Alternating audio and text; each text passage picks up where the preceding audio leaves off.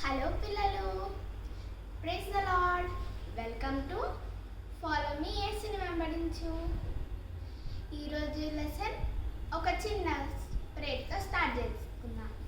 పరలోకమందున మా తండ్రి, మేము చెప్పే లెసన్ పిల్లలకు అర్థం కావాలని సహాయం చేయండి. సరే, చిన్ని ప్రార్థన ఇస్తే శ్రమంలో అడుగుతున్నాం తండ్రి.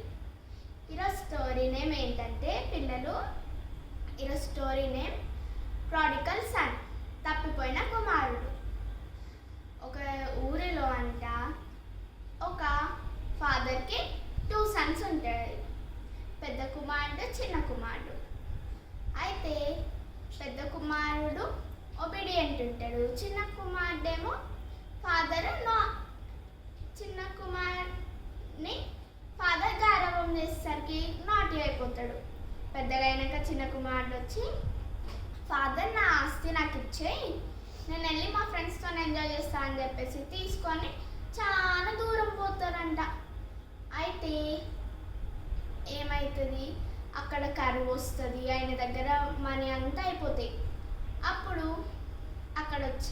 అక్కడ కరువు వల్ల ఆయన దగ్గర వర్క్ రాలేదు, ఏం లేదు. లాస్ట్కి ఒక ఆయన పిగ్లెట్స్ దగ్గర ఒక వర్క్ ఇచ్చిండు.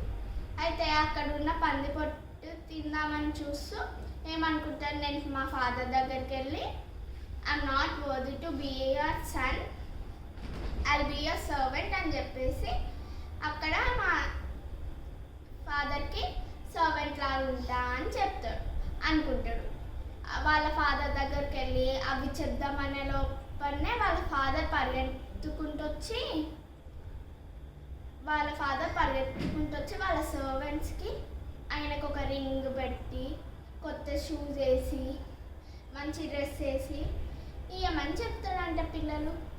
అయితే ఆయన ఒక పెద్ద ఫీస్ట్ ఏర్పాటు చేసి అందరికీ తప్పిపోయిన కుమారుడు చనిపోయి మళ్ళీ బ్రతికి లేచాడు అని హ్యాపీగా చెప్తాడు.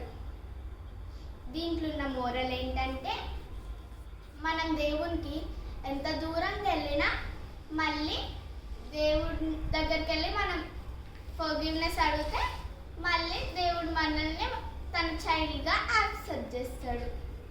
బాయ్ బాయ్ పిల్లలు, ప్రేమతో మీ చెరపక్క.